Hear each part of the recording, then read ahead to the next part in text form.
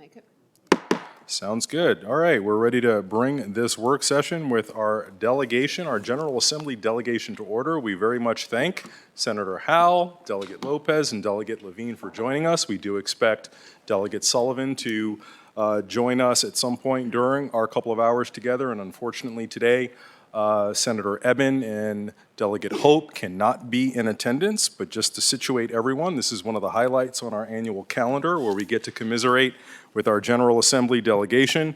All members of the County Board are here and present, and we are joined by Senator Howell, who represents the 32nd Senate District, which includes parts of Arlington and Fairfax. Senator Favola, who we do expect at some point represents Senate District 31.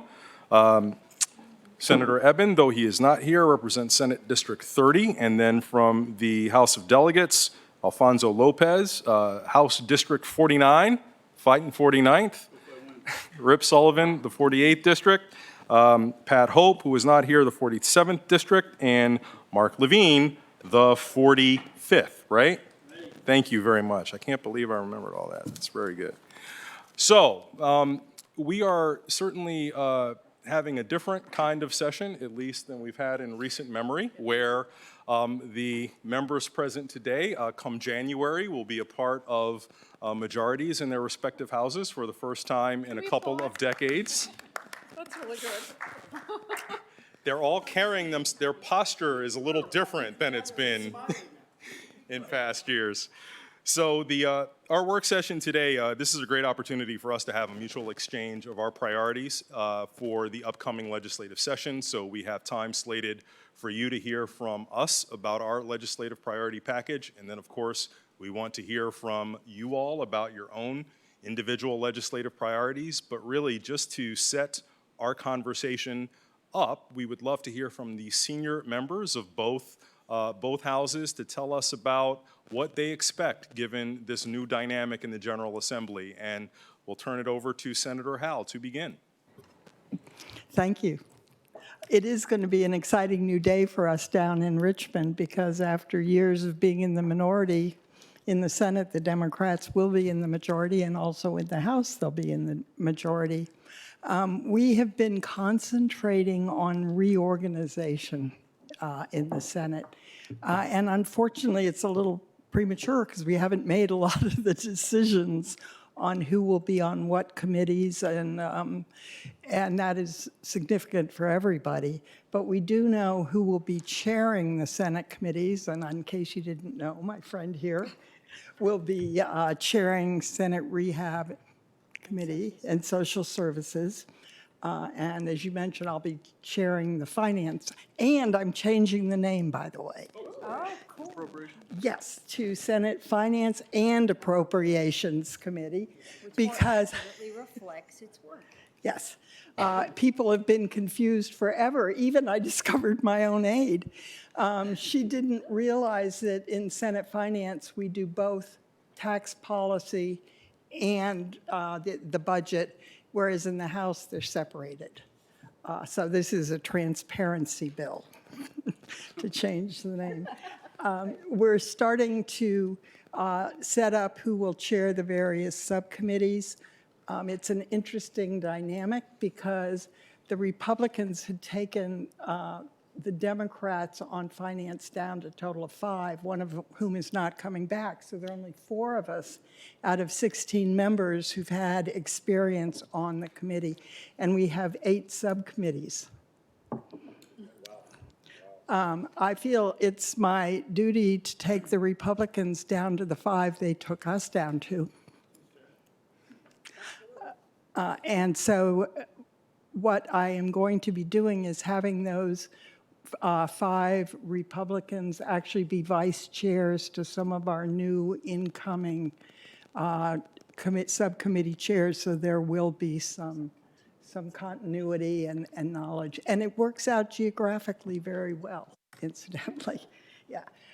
The bills that I think are going to pass without question are the ones that resonated throughout the whole campaign, and I won't steal all of Alfonso's thunder here, but clearly ERA is going to pass very quickly.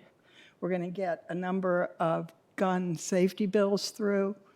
The budget itself it's a 2-year budget. Next year is the year we will be doing, this coming session is when we will be doing it, so that will be a major focus. Climate change is a high priority for many of us. So you will see more on that, and I think criminal justice reform, including some marijuana reforms as well, will be there. And preserving women's health and rolling back some of the restrictions. Yeah, thank you. I think it's going to be an exciting and dynamic session. I think there are going to be a lot of mistakes made, and each house will have to correct the other ones, which is why it's so great. We have a bicameral legislature. We actually can do that. But I think at the end of the session, Virginia's going to have moved forward in very positive, progressive ways, and I'm excited to be going back. Well, thank you, Senator Howell, and I think, speak for all of us, we're excited to have you back, and I think if memory serves, you were the actual first woman to actually serve on the Senate Finance Committee. That's Is that right? Yes. So it's just Yes. wonderful that you are now chair. Yes. Yeah, First female finance and appropriations chair. right. Easy to be the first First when there are finance and only appropriations 4 of ever, you. All right. Great.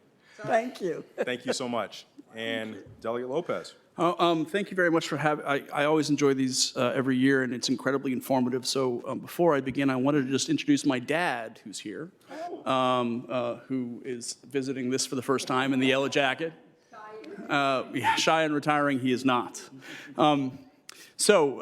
This is a very different kind of meeting for us. In fact, unlike the Senate, which had the majority back in 2014, this is the first time that the House has been in the majority since in 21 years.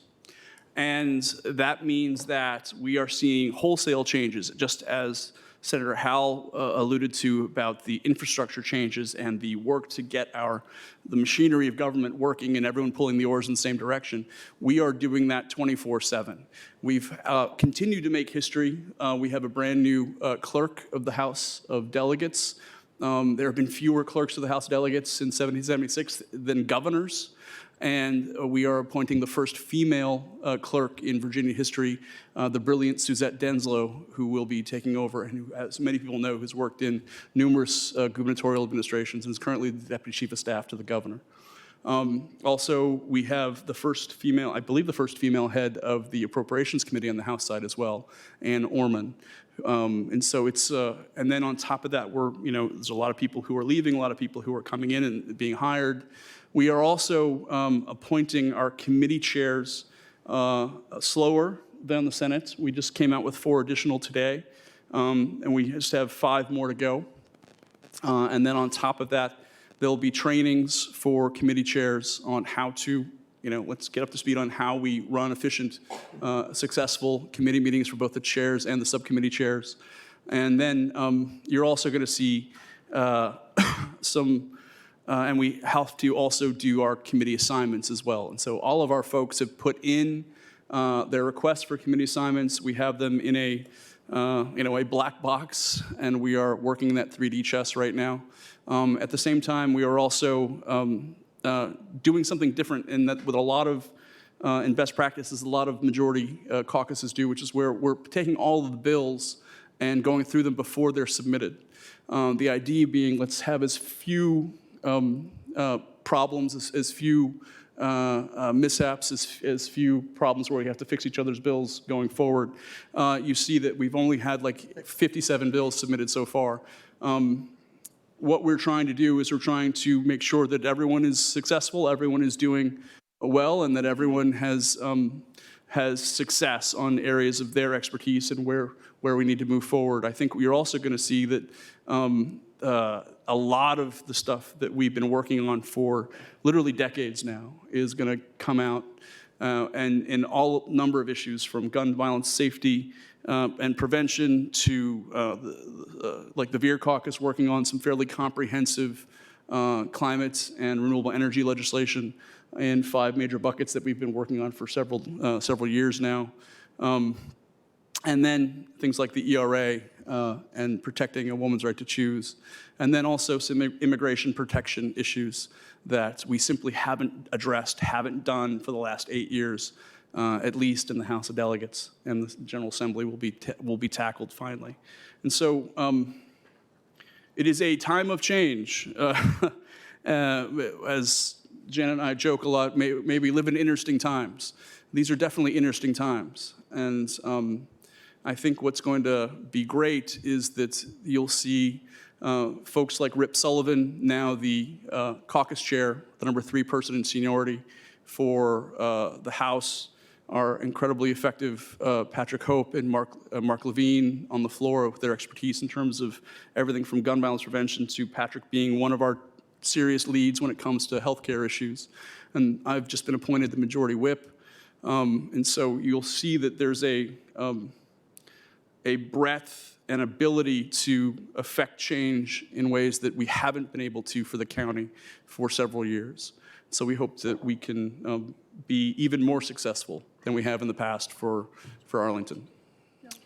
Thank you very much, both Senator Howe and Delegate Lopez, and we look forward to hearing from Senator Favola and Delegate Levine and Delegate Sullivan when he arrives, when we turn it over to you to talk about your individual priorities. If you'll indulge us, we'd love the opportunity to present Arlington County's legislative priorities, which, as you all know, are still in draft form. We seek to adopt them at our meeting that will commence on December 14th, conclude on December 17th. I don't know quite which day we've got it scheduled for at this point, but sometime thereafter we will have our formally adopted legislative priorities.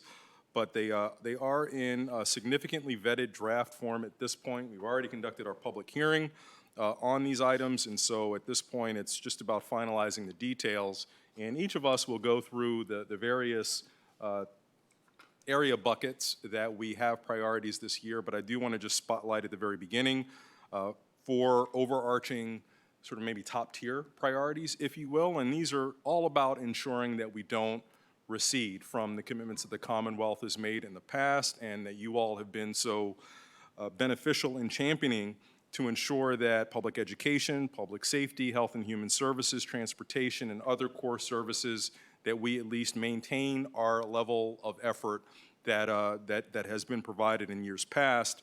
And with that, it includes a commitment or desire that we have fully funded K-12 education programs, including the standards of quality and the cost of competing factor, making sure that we take great care to ensure that certain jurisdictions, including Arlington, are not disadvantaged when it comes to state funding in those critical areas of supporting the needs of K-12 education. As you all know, as part of something that we are very grateful for, Metro funding, there was a rescission of funds devoted to the Northern Virginia Transportation Authority that have greatly impacted Arlington, particularly with a tranche of funding which has allowed us to maintain what has been a very successful investment in multimodal facilities which reduce congestion, reduce the ability or need to increase lane miles. Seeing a restoration of that funding is good for us. It's also good for the entirety of Northern Virginia and not pitting various modes against each other when we should in fact be ensuring that we have the availability of funds to actually reduce the pressure on roads. We duly noted, and duly noted and celebrated. I'm sorry, did I say that? Medicaid expansion, which is a landmark achievement for Virginia, which we continue to be grateful for the leadership from you all and from the governor, certainly came with some consequences when it comes to funds that were diverted from community services boards to fund that expansion. It was all with the presumption that there would be cost savings that would materialize, that at least at this early going have not.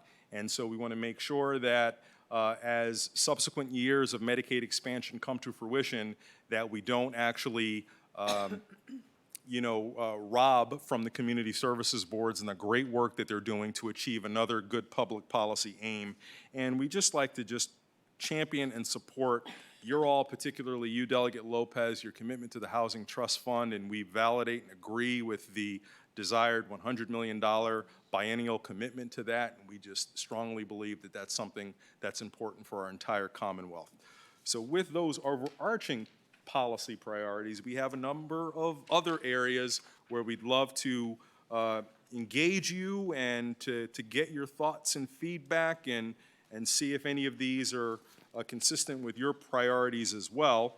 And so each of us will just take some time to go over briefly our priorities in the areas of finance, transportation, education, general government, land use, civil rights, public safety, energy and the environment, and human services. Eric, why don't you kick, Mr. Gutschall, why don't you kick us off? No problem, Mr. Christian. We're all friends here.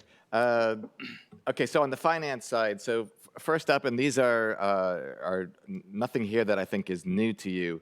So local taxing authority, we are hopeful that we can maintain the principle here of do no harm, that basically Arlington enjoys some taxing authority that not all other counties do. We want to make sure that we are able to preserve that. And on the equal taxing authority, it's interesting to note that VACO actually adopted equal taxing authority as their #1 top priority to focus on. And are you optimistic? I'm very optimistic. That's great. That's good news. Sure. Be happy to. On the communication sales and use tax, we basically still request that we update this, bring it into modern times, reset it to the rate, to the same level as the state sales tax, and also expand it to include the types of services that have become available since the original law was adopted. I don't know when that was, but it's probably a long time ago. There's 2006. Yeah. So things have evolved. And we were going to make all our money on ringtones. We were going to be rolling in the dough because of ringtones. And of course, Never happened. not an issue any longer. And then the one that we are also very optimistic personally about for Arlington specifically is the transit occupancy tax. And you all know, but for anybody else listening, this is the hotel tax. This is what is paid by visitors to the county. It's not paid by Arlingtonians. It's really important to help us promote Arlington as a tourist destination. It's still under a sunset provision, and we would love to see this get renewed without a sunset. And we know that I'm doing Senator that Howell, bill. that you are patronizing that again. bill, and we really, really greatly appreciate that. Without Good. the sunset. Without Without the it, get sunset. rid of the Exactly. sunset. Sunsets are beautiful, but in the sky, but not in. This is one case where we don't want to be exceptional. We are the only jurisdiction with a sunset Yes. on our surcharge, so we would like to just be treated fairly. I assume Delegate Hogan is going to do that. I don't know. We will certainly solicit his assistance this year, since, yes, he did carry that in the past. All right, next up, Thank you very we have much. Ms. Crystal. The opportunity to talk transportation. So thank you for your consistent leadership on a variety of these issues. I'm going to highlight just a couple, leaving your attention to the written agenda for the remaining. But with regard to WMATA, I think we are all really optimistic that the strong representation not only of progressive leadership, but of WMATA jurisdiction representatives in leadership means that we may have an opportunity to not only advance a stronger understanding of the value that Metro offers to not only our region, but to the Commonwealth, but potentially revisiting some of the more damaging or limiting provisions of the 2018 Hugo bill with Metro funding, as opposed to the Sullivan-Saslow bill for which we were all rooting in its stead.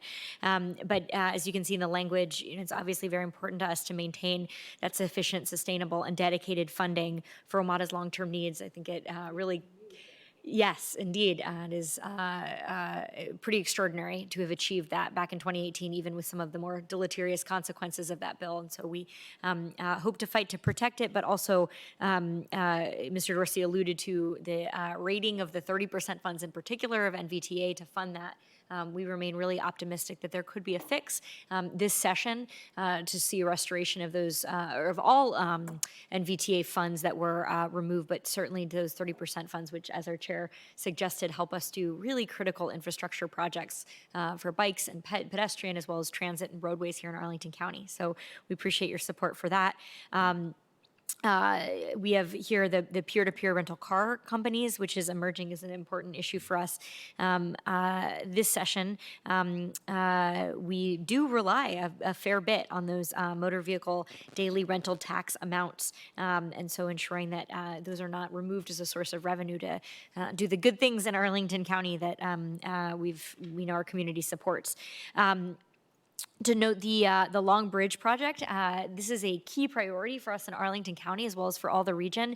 This is extraordinary. It's transformative. The opportunity to greatly expand passenger rail service across the Potomac. You all don't need me to tell you that 18 more Amtrak trains a day to Richmond could really improve the quality of life around here. But the opportunity to expand commuter rail to off-peak bidirectional could it be extraordinary for allowing us to advance our economic development goals without bringing more traffic on our roads. I just have a very specific question on this. I don't know, maybe, well, Eric and Matt, you were also with me at the Alliance, the Transportation Alliance breakfast this morning. And there was a representative, and I forgot where she was from. Jennifer Mitchell, yeah. DRPT. But anyways, she stated twice that there is state funding, and there's enough state funding to move forward with this project. And the city, DC, is actually in the midst of doing its environmental impact statement, and they are preliminarily looking at a design-build project. But I left with the impression they're waiting for the jurisdictions in the region to really make a push for the importance of this project. Absolutely. So I don't think it's being hung up on funding, I guess is my the state is point. preparing, the Department of Rail and Public Transportation is preparing a package that I know they will be coming to the General Assembly with. They are also asking for the region just to play a role in supporting. So they're looking to the Northern Virginia Transportation Commission to designate some of the revenues being shed by the tolls on 95 and 66, as well as looking to potentially the Virginia Railway Express to designate some of the CROC money, which was part of the Metro funding bill, was the first time there was a kind of dedicated commuter rail fund. So I know there'll be a regional role to play, and we are working in our regional capacities to make a strong case for that. But my understanding from DRPT is that they are going to be bringing to the General Assembly a proposal for about a third of the monies that they're trying to advance from Virginia. Beyond that, you're absolutely right. There's a role to play for the district as a beneficiary, and potentially even Maryland, because this would allow for run-through service with MARC, for example.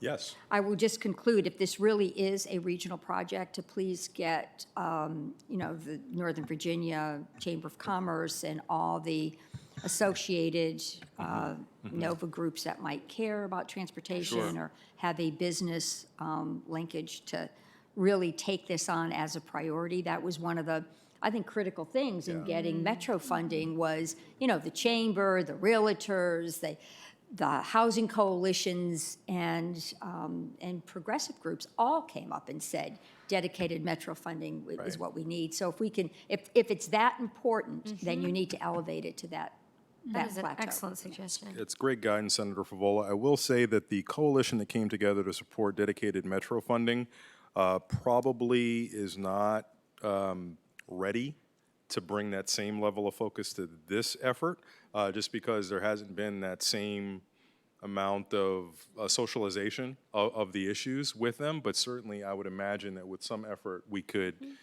bring together some of those. Yeah, great. Absolutely. And I know certainly that some of our major business stakeholders in Arlington are tremendous supporters. JBG Smith, for example, has taken this on as a very key priority. So encouraging them to work with their counterparts. The last thing I'll note is a returning issue, and one that I know has been near to dear to Delegate Lopez's heart, is the driver's license for non-citizens, which we continue to advocate for. And just one thing to call to your attention, actually, is pretty thrilled that this issue is in the Virginia Municipal League's policy agenda this year.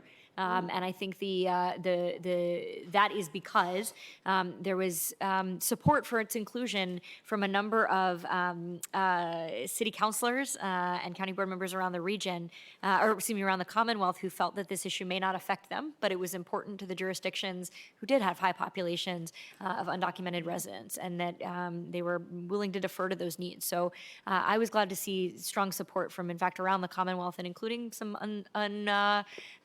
unusual sources. So hopefully this opportunity to make this important change for the lives of our non-citizen residents will maybe get more traction than it has in the past. I think you'll see some, actually, there's at least a few Senate bills on this issue, and then also you'll see the Latino caucus will have at least one bill as well. That's great. But there's still talk going on about how it'll be crafted and who it will affect and how many people it should affect.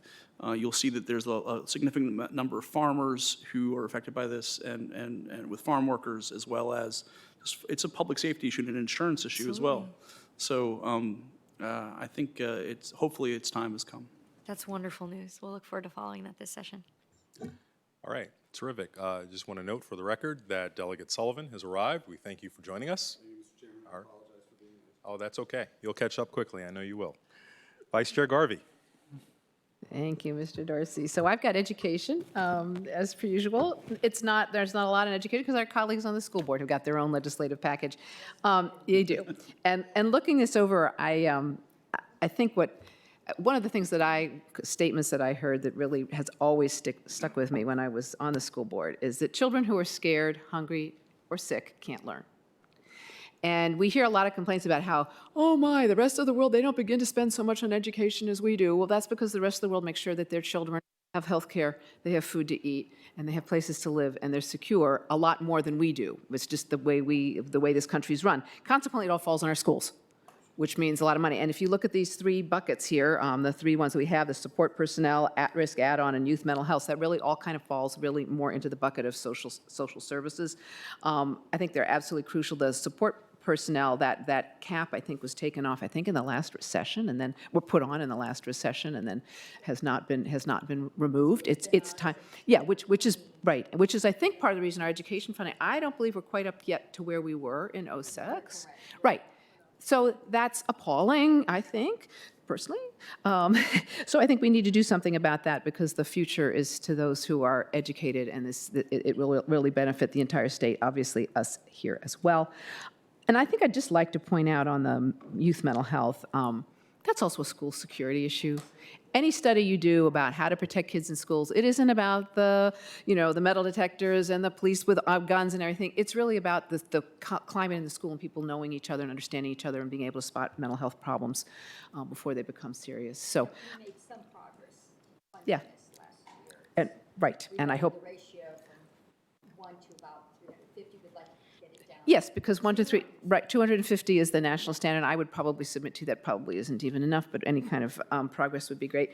So anyway, that's where we are here. Obviously, as I say, it's our colleagues on the school board have got their own package going, but we totally support. It just makes sense for everybody. Yeah. I probably should add that I've been working on legislation, or at least regulations, following up on what we did last year with making sure that teachers and other administrators are trained to deal with disruptive students through positive benefit analysis with de-escalation, that restraint and seclusion are minimized. And I've been looking at ways to improve that legislation, either through further legislation or at least through better regulation. So that also helps with the mental health of kids. It does help. Provide funding for that professional development? I am looking to get funding, yes. Yes, That's you need what to I'm working on.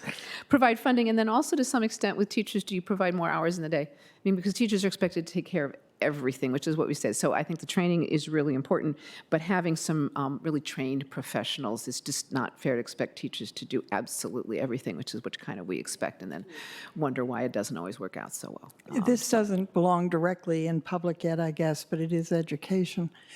There is going to be a big push on pre-K this year. Excellent.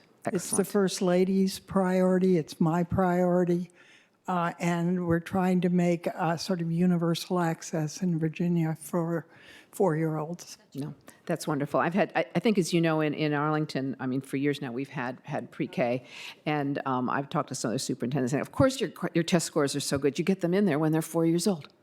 Yeah, it really does work. So you could put it under education, too, if you wanted to, Senator Howell. That'd be great. Thank you. It's great. Question in this general area. Of course.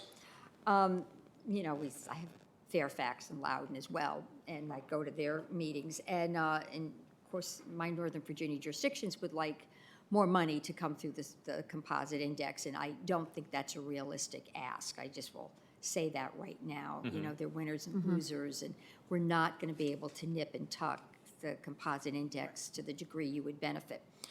But Yeah, I actually think it's a little bit of a dangerous effort. Yeah, the at-risk add-on pot of money is a pot that right now is gaining a lot of attention because we're looking at everything through the lens of equity.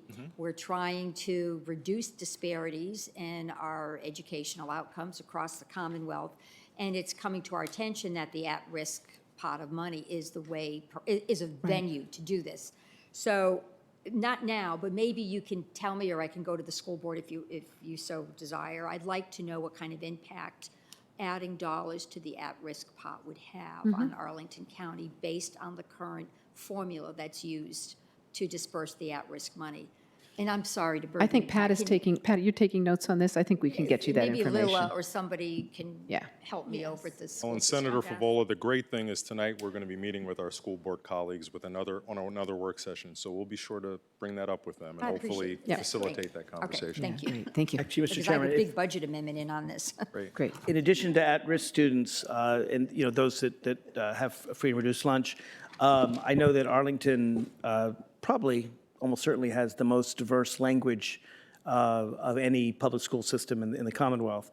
And looking at add-on funding for children whose first language is not English would be also something that'd be interesting to find out from your school board, how much that extra additional cost is for kids whose first language isn't English. Great, and communicating with their parents.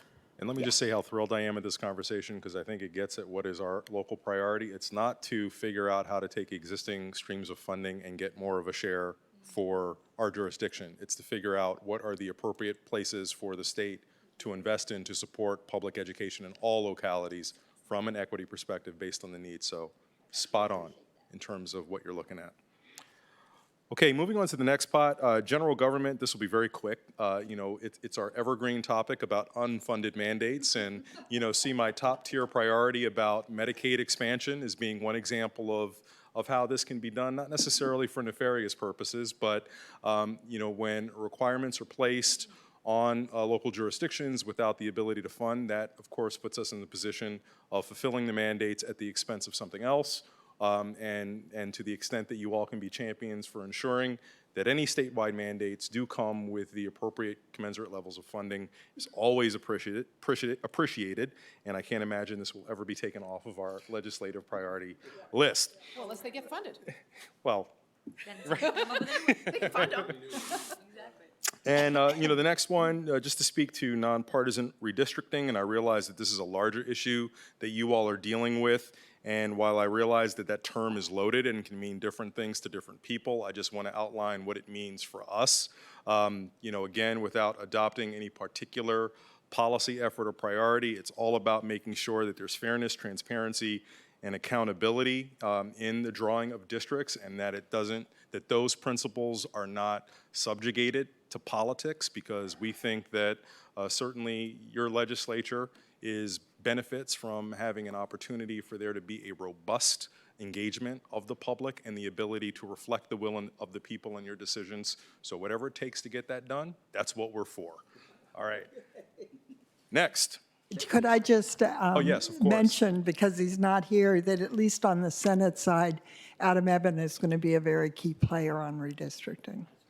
Great. We'll be sure to connect with him on that. All right, next, I think Mr. DeFerranti, you have the next bucket? Sure. All right. Land use and housing, we just have three priorities. The first won't surprise you, preserve our local authority to plan, zone, and enforce land use regulations. The second, I'm sure that all of you are familiar with the sort of coalition that built around eviction prevention. That's on this. Great, thank you. Explain it, it's a bill that I think came out of a group you may have been working with. When a landlord actually issues an eviction notice, the landlord would be required to indicate contact information for the local legal services. Terrific. So the tenant would be able to. Wonderful. So you've been working that with our bill's- Tenant Landlord Commission on that? A group of activists came to Yep. speak with me. So- Okay, Right, and we're doing the same thing on Oh, the I House I side. went ahead and put it in. Excellent, excellent. thank you so much.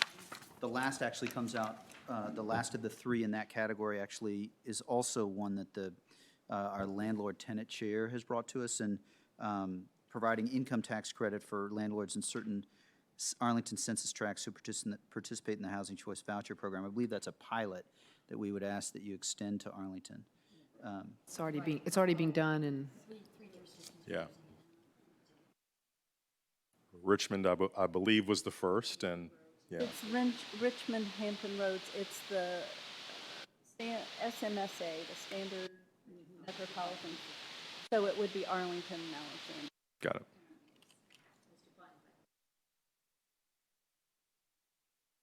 So I'm happy.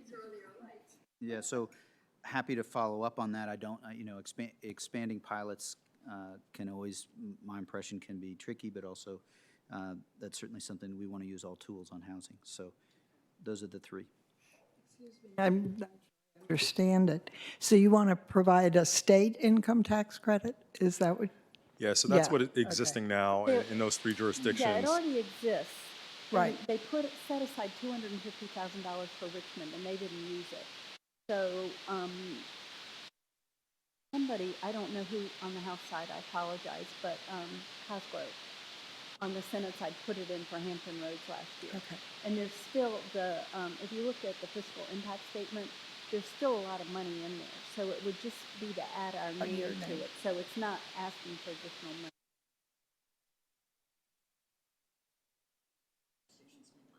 I believe it's communities of opportunity, I think. Yeah, Yeah. I can send you the bill. Well, and I will say, this is something that should always be somewhat limited, because in some communities, this is probably not very much of an issue. And so we're hoping to unlock what might be some unknown number of landlords who see a real or perceived administrative hassle to participating in the Housing Choice Voucher Program, and providing them a reason not to have that be a barrier to participate, which is only going to be an issue in areas where you have really low vacancy rates and high rents. So, So, yeah, but happy to work with you further on it, and those are the three in that area. Civil rights, I think, was next.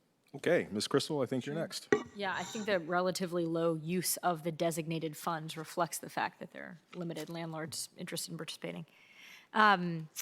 Appreciate the opportunity to flag a couple of what I know are shared priorities. I think we could maybe just say that our priority on number 2 is invite us to the celebration. We're feeling very optimistic, Senator Howell. I love that you led with that. And really, this is a great opportunity to.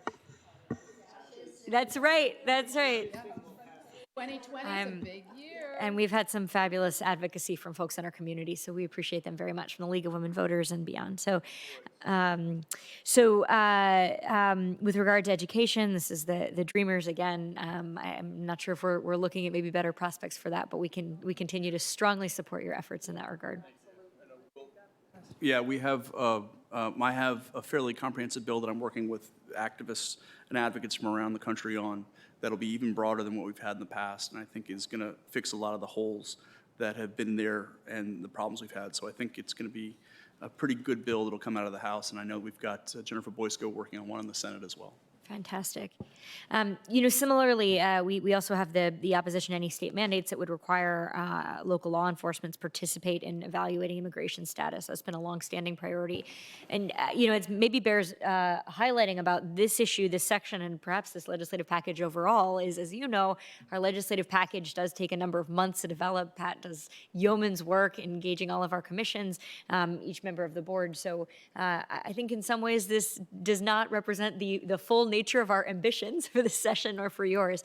So to the extent this or others priorities maybe look to members of our community like they represent a time when we were a little more cautious. I think we'll be doing a lot of work with you all in the year ahead actually to figure out what a truly ambitious, not just defensive, prevent new mandates, but affirmatively advance causes like immigration. Right. So as a part of my package and some of the things the Latino Caucus and the New American Caucus are going to be working on is very much taking some forward-looking steps in this regard. And I'll go over it when I do my legislative package as well. But we'll definitely be looking for support from the counties up here and from different advocacy groups around the state. Fantastic. That's great. Ms. Crystal, Mr. Chair, can I ask Please, a question? of course. So on this one, on the immigration aspect of civil rights, I'm wondering, because just reading this, it sounds like it's carryover, and it's a reminder of the time of when we really were playing defense. And Delegate Lopez just referenced sort of that we're looking a little bit more proactive of how we can actually.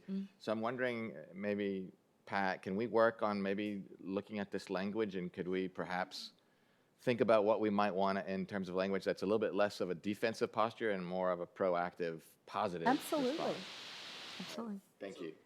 So just by way of background, I as my colleagues will attest, every time we've seen the 287G bills, the sanctuary city bills come up on the floor of the House of Delegates, I stand right up and I'm going toe-to-toe with the Republicans on this. And so it's going to be very gratifying when we're able to actually sort of take positive steps. Well, we'll take a few notes, Delegate Lopez, during your comments about what some of the more affirmative things you're working on are, and maybe that's what we work into our agenda. Don't be so sure that we still won't need to oppose things. Yeah, microphone, yeah. That's right. In the majority, not the totality. Yeah. All right. So, voting access, continue to support expanded voter access and no excuses absentee voting, and human trafficking, which Senator Vivol, I know, has been a longstanding issue, and now you'll be in a chairmanship with an opportunity to advance that, and this continues to be a longstanding priority of our Commission on the Status of Women, so we thank them for keeping this on our attention. I want to say, last year this passed, and now it's being implemented. We're doing a human trafficking prevention curriculum in the Family Life Program, which we're really excited about, and it's turning out to be a best practice in the country. So, Ms. Crystal, Mr. Chair, before we move on, I should note there's one other very big civil rights priority for me and for a lot of our caucus, and that is I'll be introducing a comprehensive LGBT non-discrimination bill, which, when I say comprehensive, I mean comprehensive. Every place in the code, so much so that we never have to go back again. And as part of that package, it will actually increase the way that anyone discriminated against, whether on the basis of race or gender, or national origin, or marital status, or veteran status, can sue for compensation on the basis of employment and public accommodations. You may know that under housing, we have actually a pretty robust code that protects discrimination on the basis of housing. We have a very, very limited way to get compensation for employment. You have to be fired first, for example. Doesn't talk about in hiring, doesn't talk about terms and conditions of employment. And public accommodations is very, very weak. So I've been talking with the Attorney General. We're going to beef that up and have a really wonderful comprehensive bill this year. That's fantastic, and I can just say as the liaison to our Human Rights Commission, which has been hard at work on a variety of proposals for revisions to our own local code on gender identity, I think they would be delighted to give testimony to the extent that it's helpful or to otherwise support those efforts, as I think fair to say would be this board. And part of the bill is absolutely to allow localities to go further than what we do in state law, which I'm always trying to be able to do. Oh, that's great. All right, our next area includes public safety and emergencies.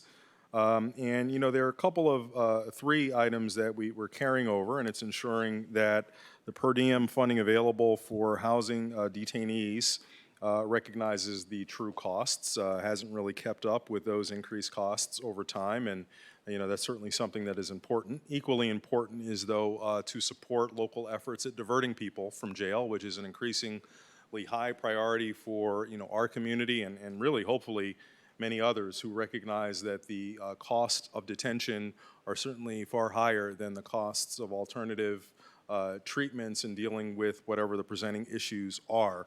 One of the things that sometimes holds communities back from doing that, bless you, is the perverse incentive of funding being available for one thing, even if inadequate, while no funding available being for another. So we think there's room for the state to improve there. Certainly, Next Generation 911 provides great promise, particularly in a jurisdiction like ours, which is a part of a larger metropolitan region, to ensure public safety. And we're not looking for necessarily new resources here, but just ensuring that existing funds dedicated to these efforts support the advancement of next-gen wireless.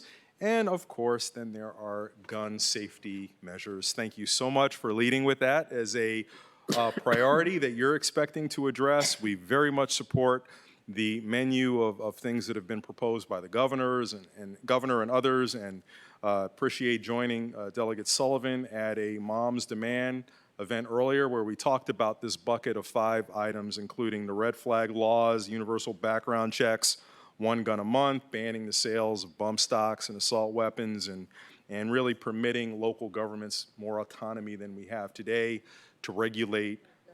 What's that? Excellent, excellent. These 5 things are, I think, reflect not only the values of Arlington, but most Virginians. That's at least my belief. But just apropos of what Delegate Sullivan mentioned before, we already see an effort to sort of, I don't even know how to describe it, but it's the sanctuary, Second Amendment sanctuary city movement. Misconstrue intent. So, as much as we would like to think that you're in a position to, beat back bad legislation, it doesn't mean that it won't be introduced and won't occupy your time. And so we recognize that this is a tough hurdle. We're open to knowing how we can support you in these efforts because it's just critical. So. Nothing good's ever easy. That's right. That's right. Sometimes it's a lot harder than it needs to be, though. I had a question. All right. I had a question. Of course. I think it fits here. Actually, Senator Abbott isn't here, but I know last year I think he did a lot of work on solitary confinement and looking at conditions around the state. What happened with that? Saslaw's bill, and I co-patroned it, Marsden co-patroned it, and Adam withdrew his bill and supported ours, but it didn't go far enough, in my view. We compromised with the Secretary of Public Safety. We wanted to get data on solitary confinement. They now call it, rather than solitary confinement, restrictive housing. So we are owed a report by the end of the month. I wanted the data to be tickled out a little bit more on, the number of times the same individual may have been put in restrictive housing, if a mental health assessment had taken place. And, I was looking for sort of profile information on demographics, age, color, ethnicity. We'll wait and see what we get. We're supposed to be getting a report. Thank you. I think, Senator, did you have something you wanted to add? Come to a microphone, Chris. So Chris Land, Senator Evans' legislative aide. Senator Eben and Delegate Hope had a conversation last week talking about a couple of different approaches they were looking at this year for solitary. One of them being to look at prohibiting it outright after someone's been incarcerated over a certain duration, and another approach to essentially make it so that as someone was incarcerated for a given period of time, it would get increasingly onerous. You'd have to notify and sign off at varying levels, up to the head of the Department of Corrections. So this would increase both the transparency and discourage people from an administrative way of holding people in solitary for a long period of time. Great, thank you. And I know this isn't an Arlington specific, it's just a personal thing for me. It's just a concern. There is a policy on our books that requires somebody to actually have contact with an individual in restrictive housing every 30 minutes. We couldn't figure out what that contact meant, if it was just somebody peeking in, or was it actually face-to-face.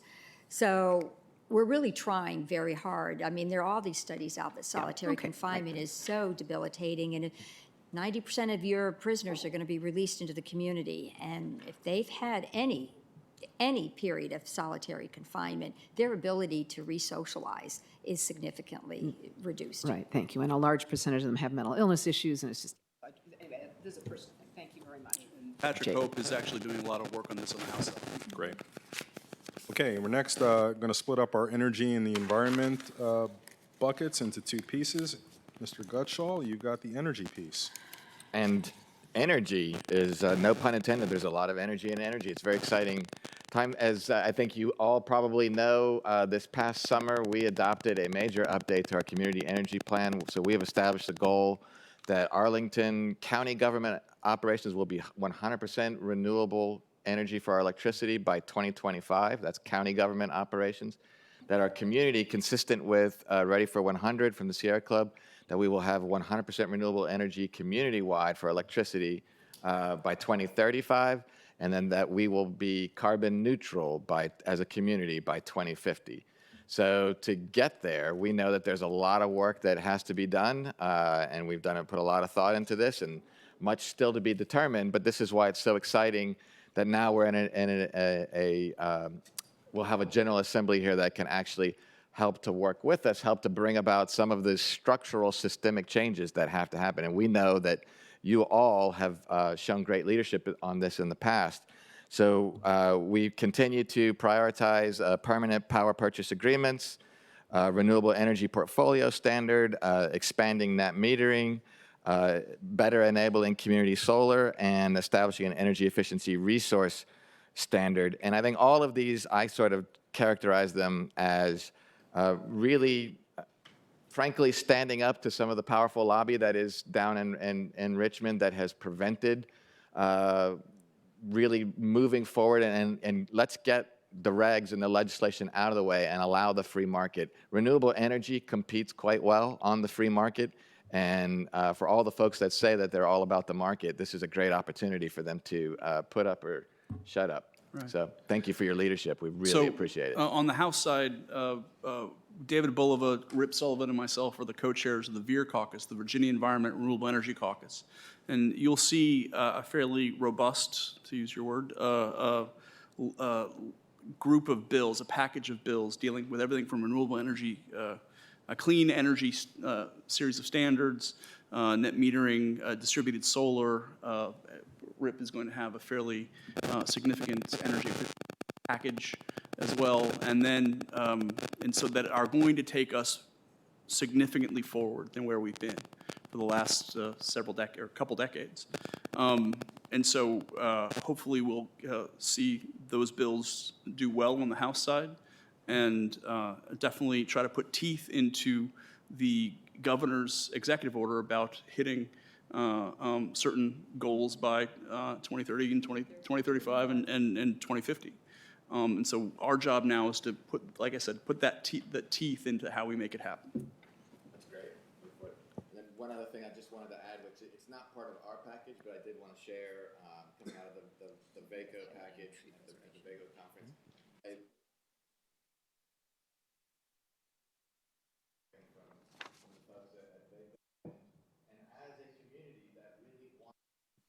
To see the expansion of solar around the Commonwealth.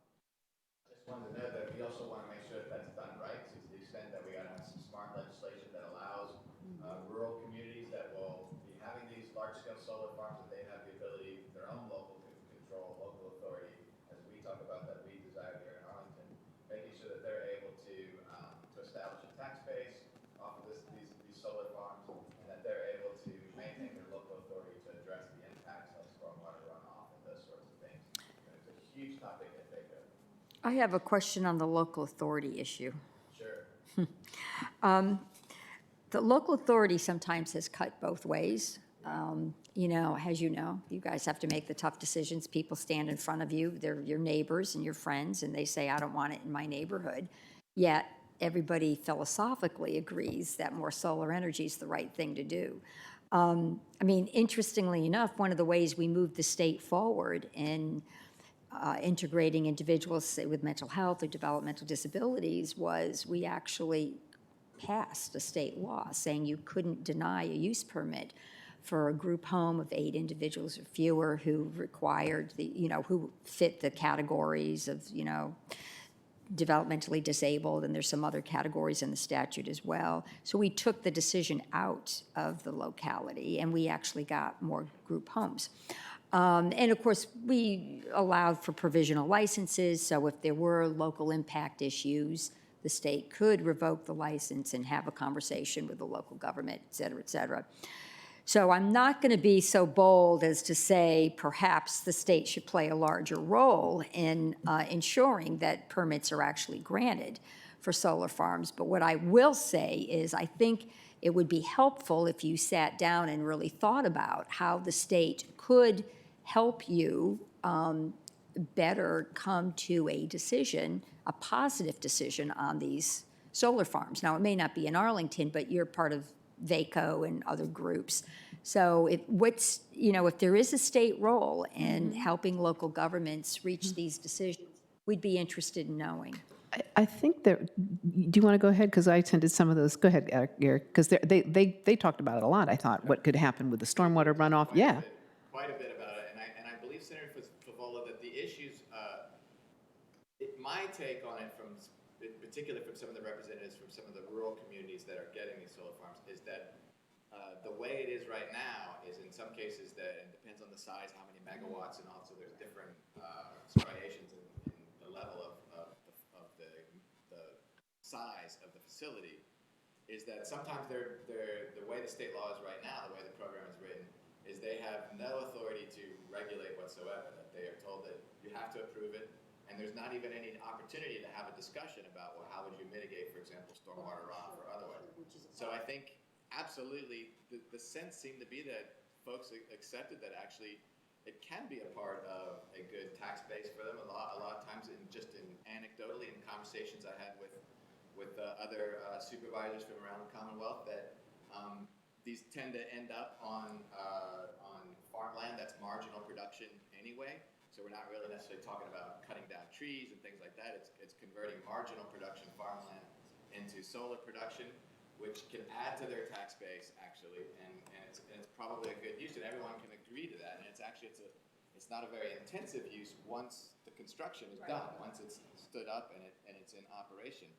So really, the way that I walked away from that conversation, I think you are correct in noting, and it was part of our conversation, that Arlington is sort of on one side of this when it comes to local authority and that the issue of that. And I walked away with the sense of that, yeah, we want more solar around the Commonwealth. Sometimes you need a little bit of some teeth in order to make sure that that you don't get these groups of neighbors that come out and just say, no, we don't want it. So then it gets shut down everywhere. But we ought to be able as a community as Arlington, I feel, be able to support that. Yes, we want some teeth behind it, but it has to be done right. You've got to have the local authority, local governments have to have the ability for some reasonable regulation. And what's reasonable, that's your job. Yeah. Yeah. And I think I'll add. Last word on this to Ms. Garvey, because I want to make sure. I think I'll add in, all get a chance to Eric, present your priorities. I may have misunderstood what I heard, but I thought in one of the sessions, some of them are concerned that some of the land actually is fairly profitable right now, and when it goes to solar, they get less tax revenue. Yeah, there we go. I hear not. Okay, so that's the other thing. So you've got communities that would like a little control, so please don't come in and flood us with a lot of mud and then not give us any money. Somebody else profits over it. So I think there's a lot of a role for the state to play there to make this possible. I think there's a good in other words, there's a good reason. There's a good reason that some people are blind. It's not because they don't like solar. It's because they don't like having a whole bunch of mud and no money.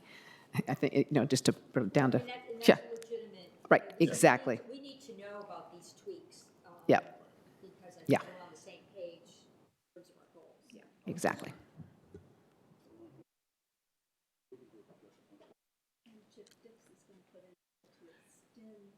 And since there's lots of energy, let's table this for now and make sure we move to the environmental part. And Mr. DeFerranti. Sure. So much of the next section dovetails with some of Mr. Gutschall's comments, all familiar with Reggie and the machinations last time. These are regional problems, and so rejoining Reggie is important. You know, providing incentives and financial support there is important. The number 7, establishing a Virginia Bank for Energy and Resilience. This is a sort of innovation that I know Delegate Sullivan will have an interest in, and all of you. The others, Stormwater Local Assistance Fund, we've actually received a number of emails about that, of course, and the importance of investing there. It's part of good governance, and it'll be part of a big part of the coming months as we consider our capital improvement plan. But state assistance there can make a huge difference. We have, with Ms. Carroll, we've worked quite a bit actually on supporting legislation to provide greater incentives for tree canopy preservation. It's a huge issue. I'm sure you've seen at county board meetings and also just in terms of emails. This is a big concern, and I think it's part of thinking differently. And so if you look at the 2 statutes on preservation and the other statute, we'd love some additional authority there. The last item is a long-standing item, having lived in D.C. where there was a plastic bag tax. This is an area where I'm just hoping that it's narrow enough and focused enough that some additional authority for us to operate in this area could move forward. We hear about this, you know, it's every 3 weeks we get at least an email on this. So those are the items. You know, in the interest of brevity, happy to talk about that as you work through your legislative priorities. Yeah, so just as a part of what Veer was doing, Reggie is one of those major components of what we're trying to work on. And in terms of the SLAF funding, the Stormwater Local Assistance Fund, I mean, I think you have agreement amongst most of the conservation groups out there that you need at least $80 million in that fund. And so, you know, that's one of the things I'll be putting in as well. And then also with regard to plastic pollution, I would actually go further. I would actually say it should be polythyrene as well as plastics. I've got a bill in on that. Yeah, as I have the House version, but I appreciate also the fact that it needs to be, I would say go further and add some other things, but also, you're right, it needs to be narrowly focused and allow localities to do what they feel like they need to do.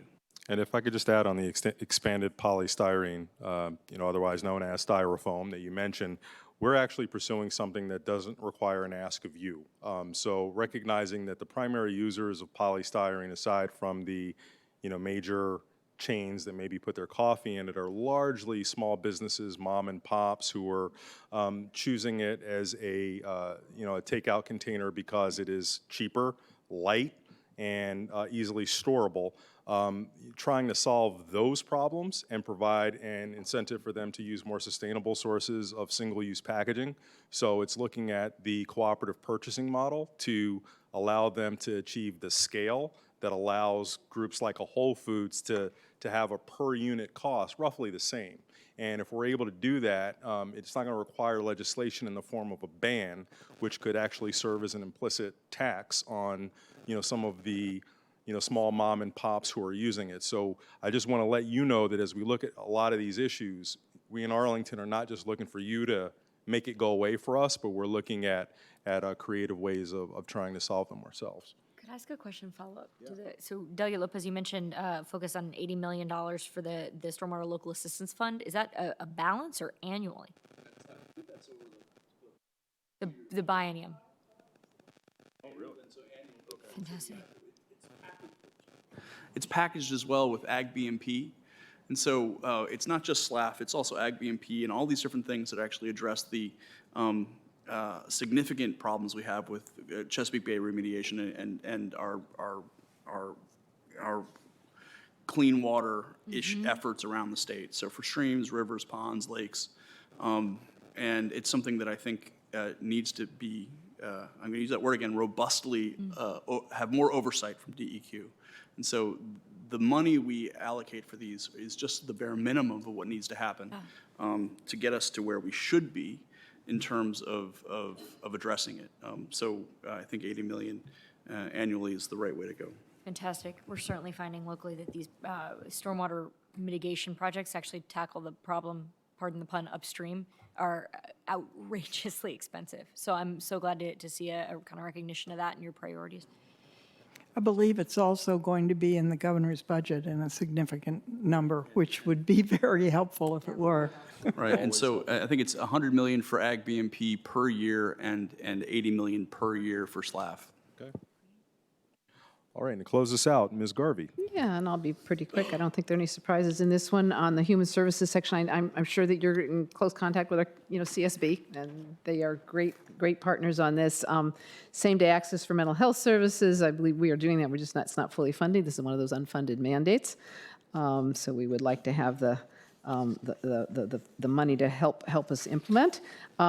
Psychiatric beds, the shortage, we hear about this all the time. You probably saw with the growth of the Virginia Hospital and Center. We have people come with these horrible stories about people with family members with mental illness, and there's no place for them here. They have to drive like 2 hours to go see them. It's just, it's destructive of families, not help for the folks that have problems, and why can't we at least provide enough beds? Long-term care staffing standards, I think that's been in here for quite a while. Clearly, long-term, if you have better standards and you treat the workers better, they treat the patients better, and you could talk to, there's a lot of baby boomers that are continuing to age and should have a real interest in seeing that the standards are high so that we all get treated well. And then we do have the child care, anything we can do to support child care, increasing the subsidy program and anything to support it. Ms. Crystal did a wonderful job with our child care initiative. We've really kind of ramped it up. And that is I think I talked to the baby boomers, and let's go back down to the millennials, the people that have young children. This is a huge issue for our families, having sufficient high-quality child care that people can afford. And then, of course, women's health care and services, and trust you to do the right thing there. Thank you. Yeah, and with regard to the child care issue, I've met with several constituents and also activists and advocates.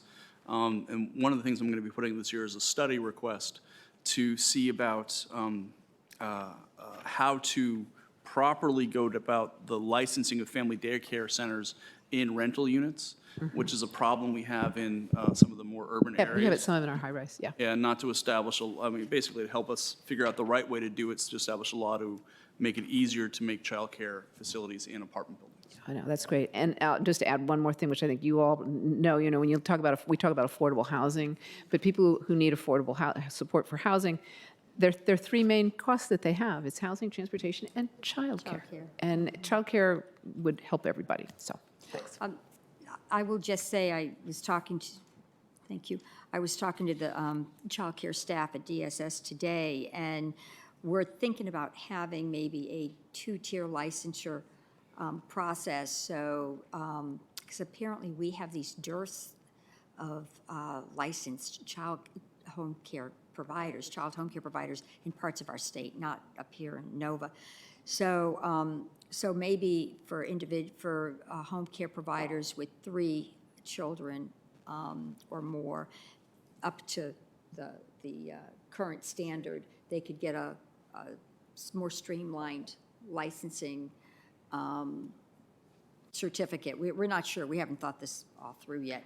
But the goal is that anybody, regardless of the number of children in care, should have CPS training, should understand, the risks associated if a child is not put down properly for a nap, because we've had some deaths related to sleeping. We've had incidences related to all kinds of children choking, and then, of course, the whole developmental part of, what should a young baby or an infant toddler, what would be a good use of their time, and how do we encourage them developmentally to really grow? So we're looking at that. We do understand that that's a need. We understand that there may be costs associated with it, but we also understand that we want to increase the quality across the Commonwealth. Considered an investment. Thanks. Okay, I think that concludes our legislative agenda. We're eager to hear your priorities.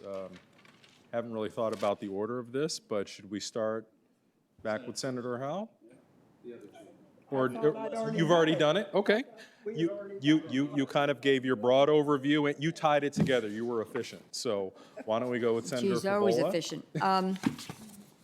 Well, I guess I've got lots of bills. I've put in a lot. we'll see. Gun safety is my two gun bills that relate to the gun safety rubric. One has to do with giving local governments more authority in any government space, whether you rent it or own it, in terms of being able to prohibit an open carry.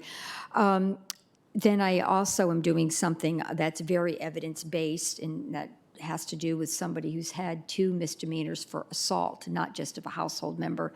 And I'm carrying this bill on behalf of the Coalition Against Gun Violence. And, well, you did the one with household families, household. I've extended it to all. Yeah, I did too, because they asked me to, so. Well, they asked me to. Anyway, Good. we'll talk. Oh, that's good. One of Well, you just found another bill that you can that would be submit. great. I'd be happy to roll mine. It just doesn't make any difference to me. But, and then every town is looking for a grant program with their calling community gun prevention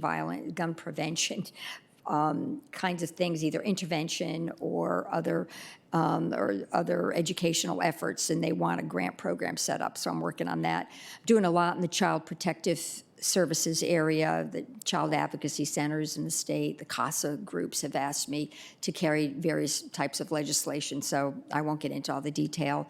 I'm codifying the fostering futures, so our foster youth between the ages of 18 and 21 will have a safety net under them. I got the budget language in a few years ago. Fortunately, Senator Howell was very helpful in that. So now the judges want it codified. So moving forward on that, I will be moving forward on a guardianship program as well. So relatives who are currently caring for children who were diverted from the foster care system may one day be eligible for funding. So that's interesting. I've got a slew of environmental bills. We've touched on some of them as we've gone along. I've got some affordable housing bills, and I don't know what my other category is. Maybe women's health. The governor has adopted my debt-free community college, or I've adopted his, however you want to say it. Last year I put in a debt-free community college bill. Didn't go anywhere. Not that I'm laying fault, but now the governor's going to put it in his budget, so I'm pretty happy. You know, debt-free for high workforce tracks, and it's going to open up opportunities for so many students who, thought the cost of college was a true barrier, but yet they're very, very able. So it's a pleasure to be here. Thank you. You've got a great team in Richmond. We love Pat, and you've got a very stellar delegation. So you're well served, and we feel well served when we need you and ask you for your partnership. Thank you so much, Senator Favola. Okay, moving to House of Delegates. So I won't belabor I won't annoy you. I've drafted 71 bills already, or getting them drafted right now, and I will not go through all. I have to cut that in half. I need to get that cut that in half, but I will go talk about the different buckets on immigration in terms of where you want to go with that, in-state tuition, of course, but then also we're having significant problems with immigrant communities, new American communities. There was a study that came out of South Arlington, specifically the 49th District, that said that 75% of immigrants in that community had a 75% drop in domestic violence reports, and then an 85% drop in reports of sexual violence. And was that because it wasn't happening? No, it's because people were too scared in the first 8 months of the Trump administration to report, because if they did, they themselves or a loved one, if they were witnesses or victims of crime, is what the issue was. If they were witnesses or victims of crime, that they were too scared to report with the fear that if they did, they themselves or a loved one would get caught up in the ICE detention process. This is actually fundamentally harming our incredibly good community policing efforts. And if it's happening in Arlington at that level, just think what's happening in every other part of the Commonwealth. And so legislation that I have would basically say that you may not be asked, if you're cooperating with the police, you may not be asked your immigration status if you're a victim or a witness of crime. That's small. There are other issues that address 287G. There are other issues that address, which is some sanctuary city issues, but also there are some other issues that other states have done where they have limited the maximum sentence for certain misdemeanors. to go below the threshold of what is an automatic referral to ICE for deportation. So you have instances of people who are being deported because they were stopped for a broken taillight. Then on affordable housing, of course, it's going to be a lot of working with my friend Senator Howell, who I adore, and is amazing, and is an amazing senator. You better keep sucking up. Is an amazing senator, Heavy lift. historic in working on affordable housing trust fund issues in terms of funding and other aspects of affordable housing, which I appreciate the fact that you have made a part of your package and that so many people have embraced as well. With regard to the environment, we're dealing with things like RGGI, distributed solar, the release of chemicals or bad chemicals into open waters in Virginia, and just making it so that instead of having to report to your local newspaper, which might report the problem once a week because they only get printed once a week, it would be reported by the internet and by TV and radio. If it's basic stuff we haven't done over the last 21 years that we need to update our processes in Virginia. And then also thinking things like lead levels, calling out or basically having DEQ track the lead levels. Right now it's 0.15 parts per billion at the federal level. I think we should be at 0.1 parts per billion because you have an NRDC report came out a couple years ago detailing a number of communities, and mostly in older Southwest, Southside communities that had Victorian homes, and their piping was either lead or copper, and it was basically deteriorating rather rapidly. And so you've got folks who they've found that these communities have not 2,000 parts per billion when it comes to lead, but maybe 250 parts per billion. And so if you ever go to certain of these communities, you should not be a child, an elderly person, or immunosuppressed, because if you are, you're taking a risk simply by drinking from the faucet. And so it's something that I think we should be putting a lot more time and attention to. Some focus on environmental justice issues, lead pipe water disclosures, hazardous waste. Been working with some law professors about hazardous waste issues that need to be updated in the Commonwealth. And then some state parks issues, and then the historic rehabilitation tax credit, which has been an incredibly effective tool that some communities have used to revitalize downtowns. But however, we need to lift the cap on that somehow to enable folks to do more with some of the money. And also, there's been efforts in the last few years, especially on the House side, to get rid of some of the historic rehabilitation tax credit issues. In terms of gun safety issues, right now we have something called default proceed, which means that if in that 10% of issues when you have someone trying to buy a gun, and they're in the NICS system, but they can't be determined whether or not they are someone who should not be sold a gun to. In Virginia, our rule is that, well, if it's more than one business day, you should sell them the gun. And the FBI says that should be 5 business days. And I've tried to push that bill forward for the last several years, and it simply hasn't passed. And so I hope to get it passed this year. Temporary assistance for needy families, as it relates to drug felons. There are some basically small things we can do that would help significant populations of children across Virginia. And so I hope to get that passed this year. Some issues about project labor agreements, best value procurement, some firefighters issues, the suspension of driver's licenses for an inability to pay fines and court costs. Actually, that was legislation that I had on the House side. I know that Bill Stanley had it on the Senate side. I did in Scottsdale, and so I did it with Delegate Cliff Hayes.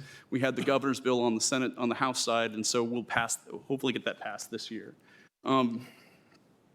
I was the chief co-patron of the felony thresholds increase that went from to bring it up to $500. It needs to be around $2,000, probably $2,500.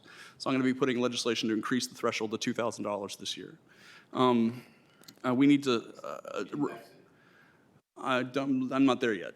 Index it to the economy. Right, it would be interesting. So we need to reform some of our criminal discovery rules in Virginia as it relates to when people should be allowed to bring in more discovery about their court cases. I'm working with some of the activists in the community about the school resource officers and legislation that was put in last year. Also, I do a lot in the small business area.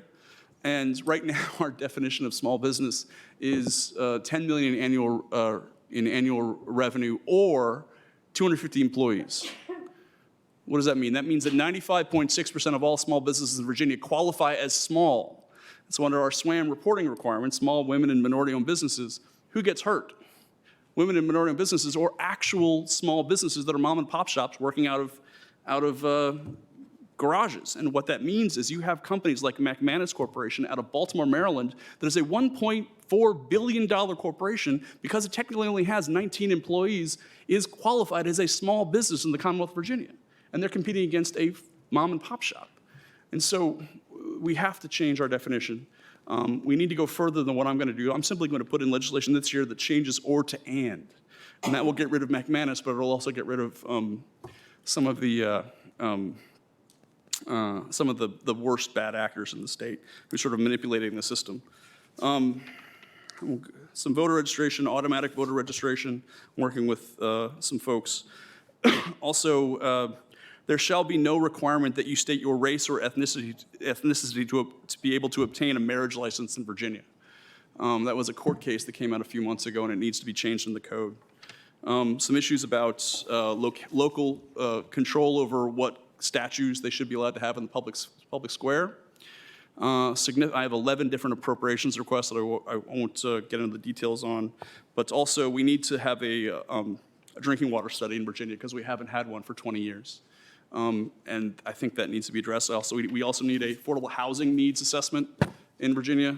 And then I hope to have a statewide audit of K-12 barriers to access by immigrant students and parents. So ways that we can improve things for the state. And then last but not least, I just want to bring up one thing. I put in a resolution a couple years ago that never got a hearing that I will put in again this year, which basically says that it affirms the Commonwealth's commitment to diversity and safeguarding religious diversity and civil rights and dignity. And it never got a hearing in the House of Delegates 2 years ago. And it never got a hearing last year, and I hope it'll get passed this year. Thank you very much. Ms. Crystal? I have a comment and then a question just with regard to the immigration piece. Really appreciate the focus on the effect on reporting of sexual violence in particular that an aggressive immigration enforcement agenda has had. You're absolutely right, and this has been one of our chief areas we've been exploring with Project Peace, which is our community collaborative to end domestic violence, founded by Senator Favola. I would suggest it may be worthwhile, and I'd be happy to help in any way I can in making these conversational connections with our victim witness program, or Just Neighbors has been a strong advocate. I think from what I've understood from the folks doing the work in the field, one of the biggest obstacles is the broken U visa program, which is the visa program available for victims of domestic and sexual violence. It is existing policy in Arlington County that no victim nor perpetrator of a crime would be asked about their immigration status, and yet we've still seen the really significant decline. So absolutely, any steps in any direction are worth taking, but they may be able to share a little more about if, and I'm sure there are ideas about the role for state legislation in addressing what is a really significant and frankly horrifying problem in our community. So thank you for your focus on it. I'm so excited about the proposals around the Affordable Housing Trust Fund. I'll help you butter up Senator Howell if it. She's the best. She's the best. I wanted to ask a little bit, frankly, because the balances have been so relatively low, we haven't actually focused on how they've been allocated. And so can you say just another word or two, if we are able to build that up, would it be allocated to VHDA to disperse along with LIHTC? Is there a different set of criteria? Is all that to be worked out? So it would be under the same, but right now we have, as part of the package, it's a $14.5 million caboose bill request as well, because what we're dealing with is unmet needs. You have a significant number of incredibly good applications for not just homelessness prevention grants, which is 20% of the program, but the 80% of the program that deals with building new affordable housing that's actually needed in not just Northern Virginia, in Richmond and Henrico. It's needed in places like Galax and Grundy and Danville. And so $100 million overall for the next 2 years would get us to less than half of what other states have. So but it is a huge step forward in terms of where we need to be. But you have a number of applications go in every year to VHDA, all right, and for allocations from this program. And there's a cap of $700,000. So $700,000 is a significant amount of money for like a 51-person unit in, say, Bristol. All right, but $700,000, while it can be capitalized pretty effectively up here, 17 to 20%, or 20 times the $700,000, it still could be more robust. I keep going back to that word. Could be more robust in Northern Virginia. So instead of actually doing legislation, I think it'll just be a letter to VHDA saying we'd love to lift that cap of $700,000, especially if we get to $100 million over the course of because we want to do more good with the money. We want to have more ability to affect change in different parts of the state. And to go back to a basic question, we do around 18 to 23 applications that we fund every year, just with the money we have right now. But you have so much unmet need that that $100 million would enable us to do. I mean, just in certain areas, just in Petersburg, just in Richmond, just in parts of South Arlington. When you're finished, I Sure, have I'm a done. comment on this. I just think we have to look at this in a far more transformational way.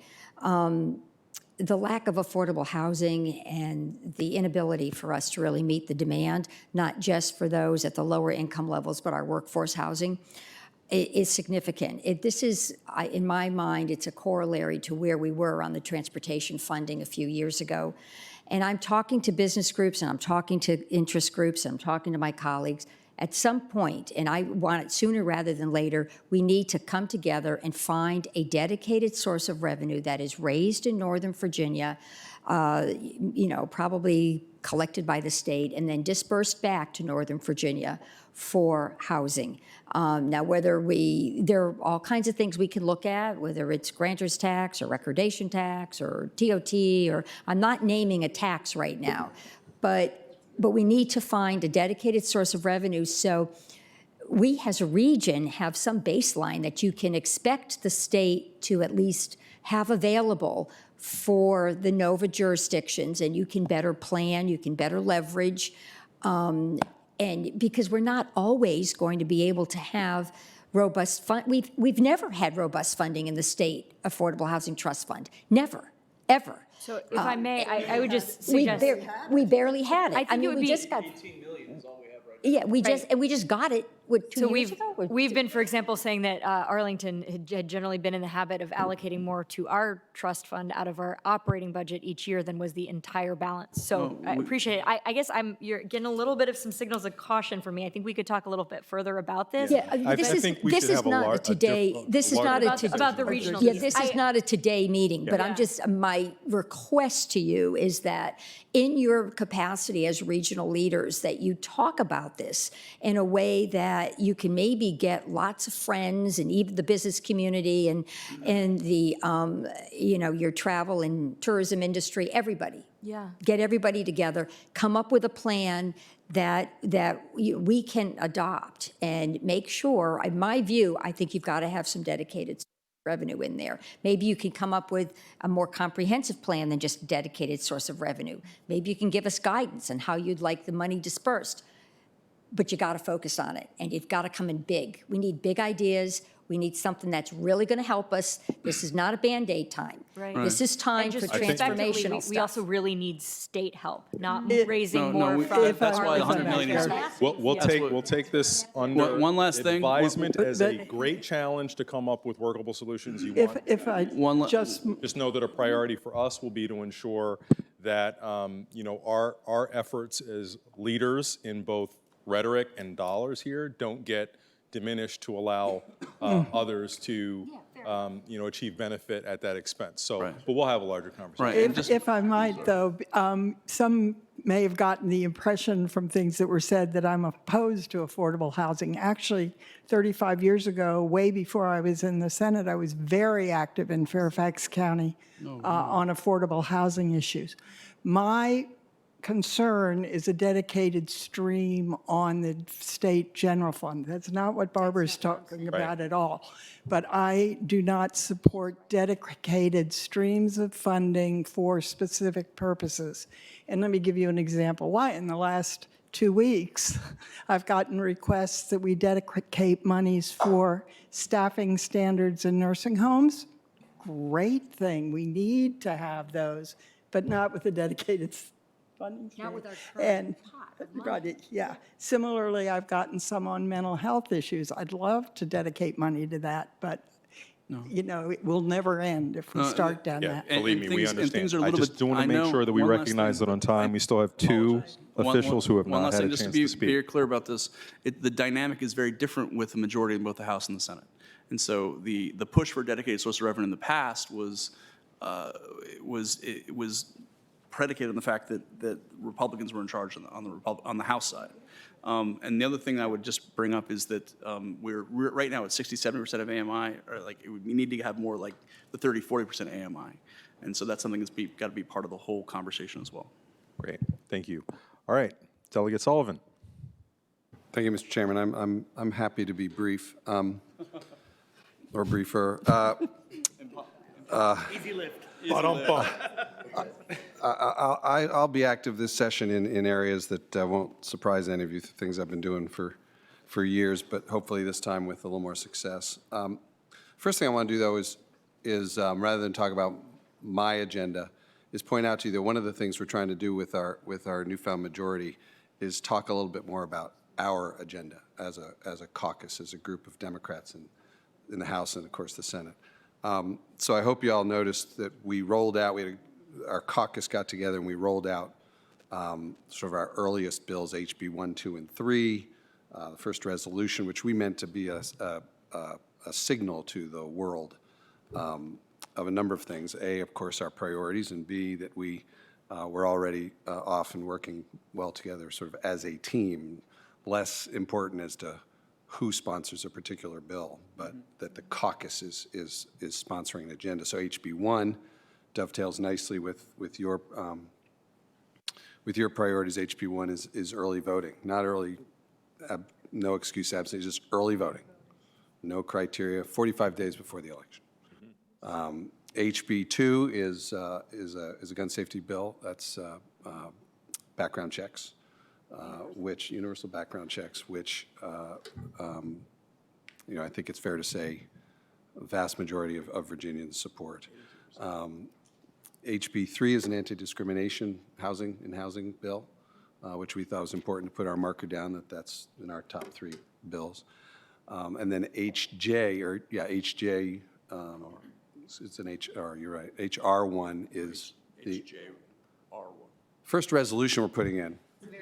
Is the ERA. So I just wanted to point out that the plan here is, as much as possible when you're talking about 55 Democrats, is to operate together and work as a team, and that's sort of how we've started off. In terms of me personally, I'll be active in the election space as usual. Lots of other ways to make it easier to vote. In addition, of course, to early voting. In the gun safety space, I don't know, but I assume I've always carried the red flag bill and expect we'll certainly volunteer to do so again. I'll be active with all of my colleagues here on a bunch of environmental stuff and then also other equality issues. There's some hate crime legislation that we've been trying for years to get through, which Senator Favola will be working on hate crimes. Good. So I'm very excited about this upcoming session. That's terrific. Thank you so much. Delegate Levine. Well, I promise to be more brief than Delegate Lopez, but probably less brief than Delegate Sullivan. So a nice, happy mix. A lot has been talked about guns. It's very important to me as well. In fact, I've put in 8 gun bills over the last 4 years, none of which, of course, passed. And I want to make sure that all these issues are taken care of, whether they're my bill or someone else's bill, but specifically looking at issues of domestic violence and guns. My bill that I introduced in the special session deals with assault weapons, high-capacity magazines, bump stocks. I also have bills about preventing guns at protests, kind of a post-Charlottesville bill, and a bunch of other things there. I talked a little bit about teacher training. I talked about my comprehensive LGBT bill, which will not just help my community, but also help, frankly, anyone who's been discriminated against. One thing that we haven't discussed yet, but I guarantee you we will do, even though I'm just one delegate here, we are going to raise the minimum wage. I can't tell you how much. I think there's a good chance we're going to be headed toward 15 over a period of steps, and I don't think anyone knows exactly what that will be. I think that's yet to be negotiated. But I think it's pretty easy to say that we will raise the minimum wage. I have a twist on that, a bill I've introduced, I think, almost every year, to allow localities to raise the minimum wage even further. So I'm trying to give y'all power. And so Senator Favola and I both have a bill to allow localities, whatever rate we set at the state level, you will be able to go higher. And I think we have a good chance of passing that bill. I've done a lot of work for years on bills to protect vulnerable people. So I have a bill also with Senator Favola on protecting children from abuse. It basically allows courts in custody decisions to consider abuse to children or domestic violence in the home or even outside the home if someone has a history of domestic violence. I also, to protect elderly from, or really anyone who's incapacitated. A lot of times we talk about this with Alzheimer's patients, but really it could be anyone incapacitated, to protect against guardian abuse. If anyone's read, there was a 3-part, very long series in Richmond Times-Dispatch on how our guardian laws need reform to protect people from guardian abuse, and also a bill to make protective orders easier for victims of domestic violence. Generally, when there is both a civil and a criminal claim, the victim has to come back twice, and that never made sense to me, so looking to consolidate those. I've got bills on body cameras. They will not be unfunded mandates, but they may be a way to sort of set up a system of body cameras.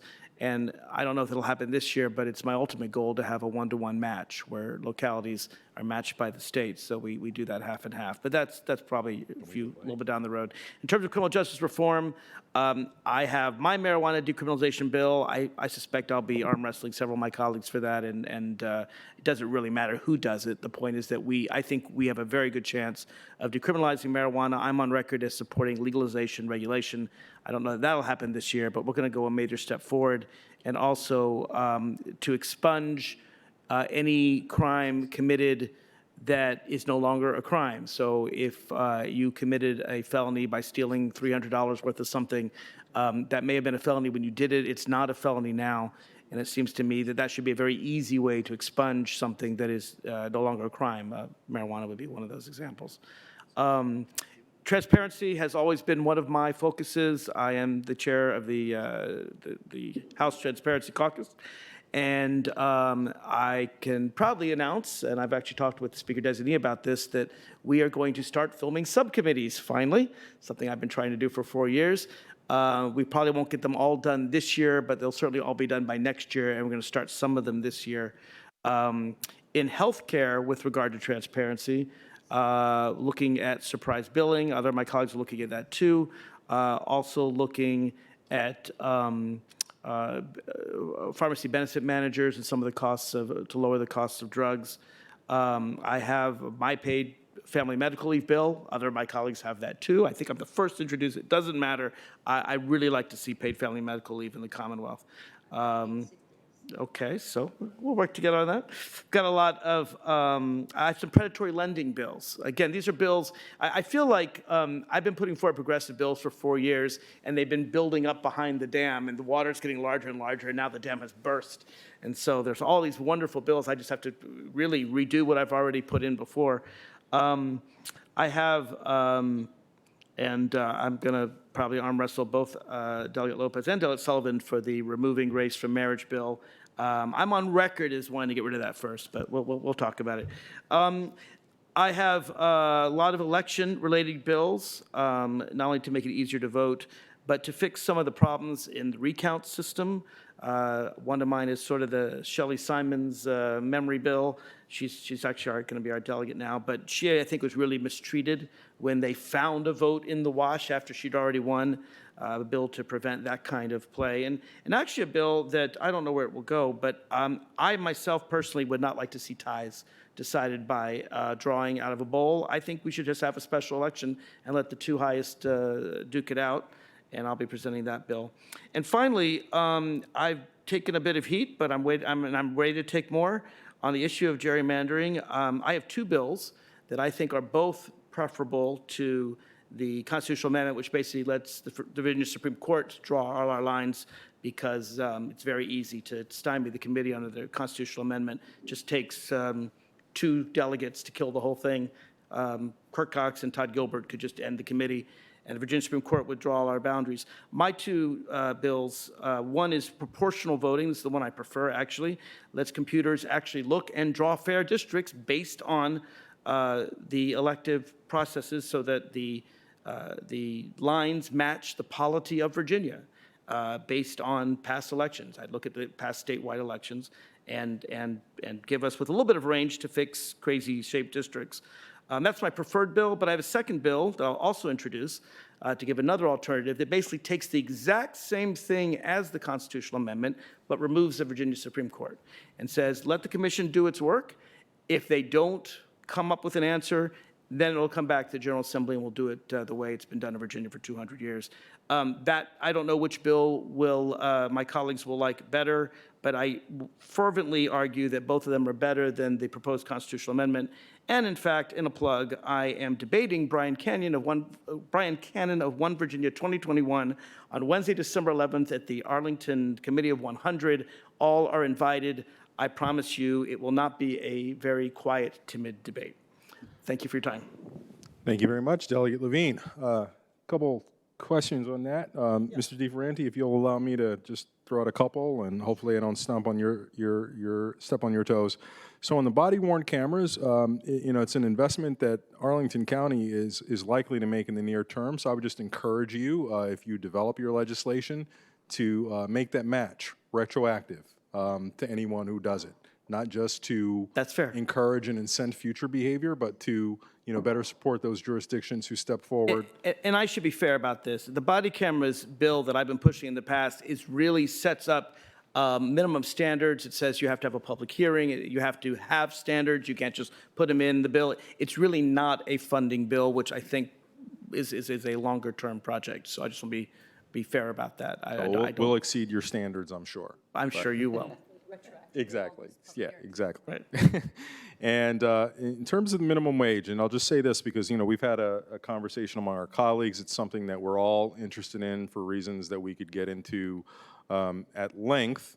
One of the things that we were mindful of as we developed our legislative package, and I think it's always been the case, and we didn't want to sort of do a 180 just because you have majorities in both houses, is to put everything that reflects our interests for the state to pursue. It was to recognize that there are tiers of priorities, and we wanted to give you a sense of things that really, that you all could lean into. And so one of the things that we discussed and have debated and are still debating is to the extent we talk about the minimum wage, even though it is, I think, a priority for all of us. I mean, we know what this area is like in terms of cost of living, but even for the entire Commonwealth, our neighboring jurisdictions, only Tennessee and North Carolina, are at the same level that we are. Even West Virginia has a higher minimum wage, not to mention the District of Columbia and Maryland. So this is clearly an issue where Virginia is not in the company where it needs to be. So increasing the minimum wage from the federal minimum, where it's been stuck for a decade, is a priority.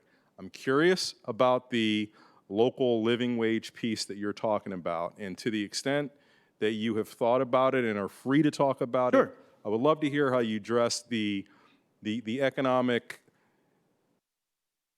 issue of, neighboring jurisdictions using it as a competitive cudgel to, get businesses to relocate into their jurisdiction at another jurisdiction's expense if you have a locality with a higher living wage than a neighbor. Well, I would argue with regard to Arlington, you already compete with DC and Maryland. So, the fact that you might have some competition with Alexandria or Fairfax, I don't think changes the nature of where Arlington is. And I don't know that it would happen. I suspect that Alexandria and Arlington, for example, and obviously I represent Alexandria, Arlington, and Fairfax, would probably come up with a very similar number. I don't know that Arlington's cost of living is dramatically higher than Alexandria's, but if it's, throw out numbers here, $14.20 an hour versus $13.75 an hour, I don't know that those would make a dramatic difference. I think that when it comes to minimum wage, we're talking about relatively small differences among bordering communities. Between Alexandria and Arlington and Fairfax, and then you have Prince William, Loudoun. I mean, obviously, as you get more rural, it's going to be lower. But to the extent that you already live in a jurisdiction that has people from DC, people from Maryland, I think you already have these competitions. So at the end of the day, all I really strive to do is give you the power to do whatever you want. And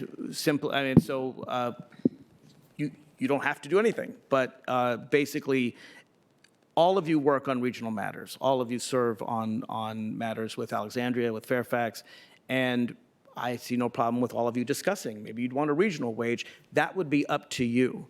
And all I want to do is take the Commonwealth of Virginia out of it and give you that power. I don't know if my bill is exactly what Delegate Levine is explaining, but my bill would actually require the Board of Supervisors or local governing body to only raise the wage to a living wage through referendum, and then it would be phased in over 4 years. Mine does have an adjustment to the CPI. In other words, an adjustment would take place based on whenever the consumer price index or consumer wage, I don't know if there's a wage index, but I have some factor in there that would allow for an automatic adjustment. But mine can only be done through referendum. The intent of my bill was to recognize the differences in the cost of living throughout the Commonwealth. So we actually have a different way of approaching this. My way is actually very simple to explain. You do what you want to do. That's what my bill does. Gives you the power to do what you want to do, whether it's a regional compact, whether Arlington does whatever it wants. It would not require a referendum. And would either of your bills that address the minimum wage deal with indexing the state minimum? Mine deals with indexing, and mine Not just for the living wage piece, but also for the, just with the living wage. okay. I'm talking about the state minimum. Well, the state minimum wage is not, that's a separate bill. It won't be in this bill. And Yeah. that will, I think, will absolutely be indexed. But Okay. again, that'd be a joint caucus decision. Oh, I'm sorry. I thought you said that you were planning on introducing that. Okay. I misheard. I think that's something that's yet to be decided by our caucuses. But I think it's fair to say that I suspect it would be indexed with the state minimum wage. All my bill does is it allows you to go over the state minimum wage.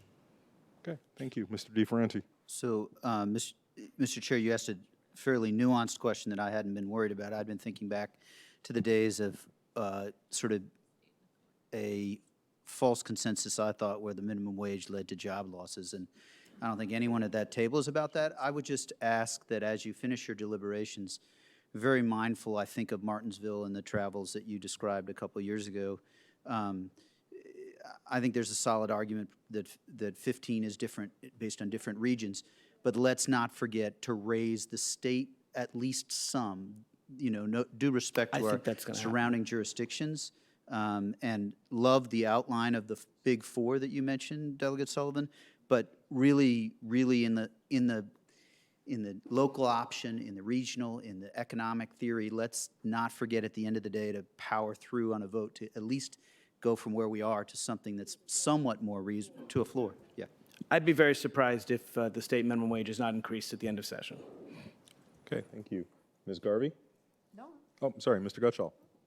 I'm good, thank you. Oh, Ms. Crystal? I had one more rather specific issue, but this has been an issue that's been brought to my attention, I think to that of my colleagues, by the Arlington firefighters, and I know it's something that they're working on, or rather the associations of firefighters and fire chiefs are working on at the state level, which is an interest they have in shifting the rebuttable presumption of cause for cancer to match that of heart and lung. Yeah, so I think that's interesting. It's their point, for those who haven't followed the issue quite as closely as it seems like most of our delegation has.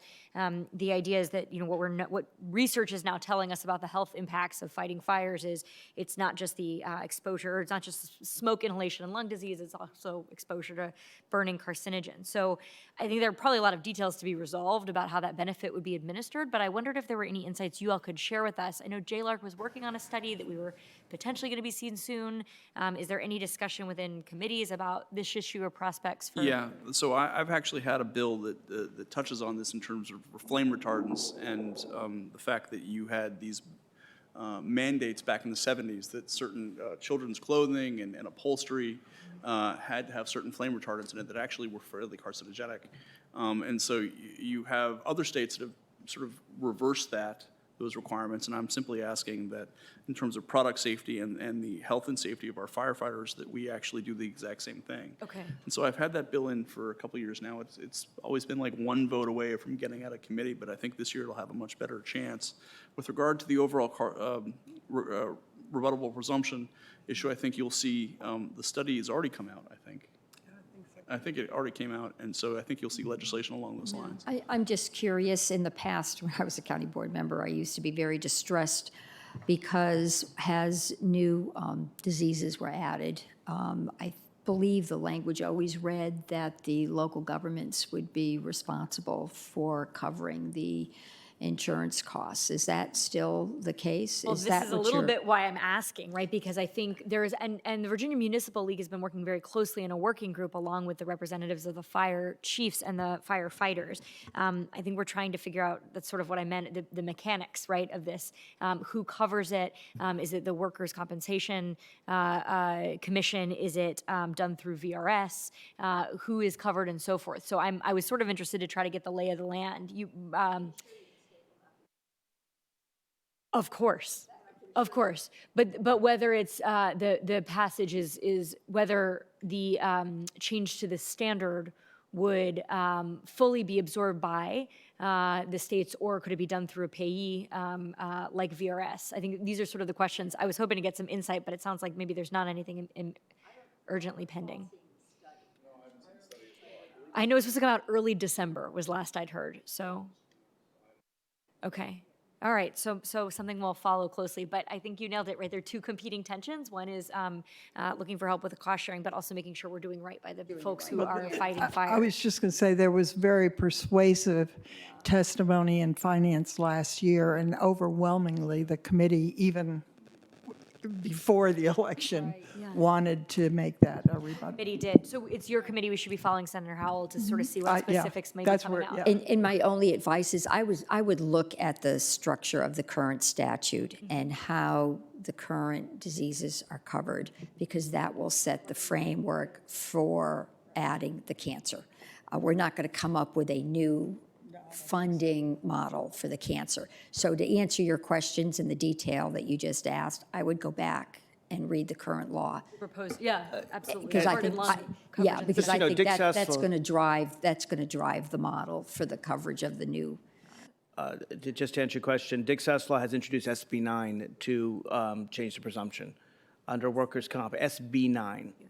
So that was filed, and you might want to take a look at that. It, quote, adds cancers of the colon, brain, or testes to the list of cancers that are presumed to be an occupational disease covered by the Virginia Workers' Compensation Act when firefighters and certain employees develop the cancer. So The workers' comp. it's in the workers' comp statute. Yes, that's where it is. And in the sidebar, an individual on the House side who's no longer there was the person who would stop that every year. Oh, okay. So, all right. Yeah. I don't know if he has a companion or not, but Okay. certainly Thank you. That's sounds really like a good helpful. cause. Thank you for that updated intel.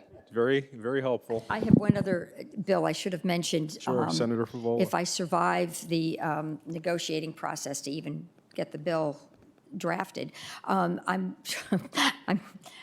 goal is to stop surprise billing when individuals access emergency care with an out-of-network hospital or out-of-network physicians. Okay. So as you can imagine, there are a lot of very influential stakeholder groups. So the hospitals and the emergency physicians are sort of on one page, or I sort of got them on one page, and the insurance companies are on another planet. So we're going to work on that, but we will get a bill. I'm confident that will protect the patient, so the patient will not be held liable for any expense that's out of network if they're there for an emergency procedure. Senator Favela and I have been talking about this for some time, and we will keep talking about it. And it'll address that issue of people being asked while they're, being told that they need life-saving surgery or maybe incapacitated. Right, Yes. great. Terrific. We have to do the right thing. I mean, this is life and death. Yeah, we can save people without worrying about how the Yes, we bill's going can. to get paid, right? Right, and they should not be burdened with worrying about how they're going to pay for something they absolutely need. Right.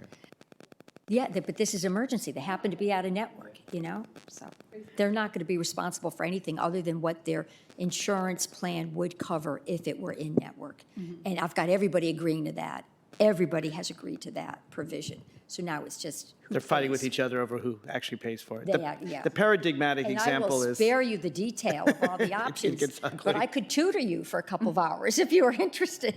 The paradigmatic example is someone comes in for surgery or even an emergency, and it's their hospital under their plan, and while they're under, the person putting them under is the anesthetist who's not part of the plan, and boom, here's a massive bill. Sure. The one thing that we all agree on, and certainly Senator Favela and I agree on, is the patient shouldn't be responsible. I've made clear I don't really care whether it's the hospitals, the insurance companies, or the doctors, or anybody else, so long as the patient isn't responsible. But now the professionals are fighting amongst themselves because they care very much that question. Got it. I bet. Isn't there such a thing as the Hippocratic Oath, right? Isn't that the first The responsibility? hypocritical oath, oh, I'm sorry. It was I don't think insurance companies take that one. All right.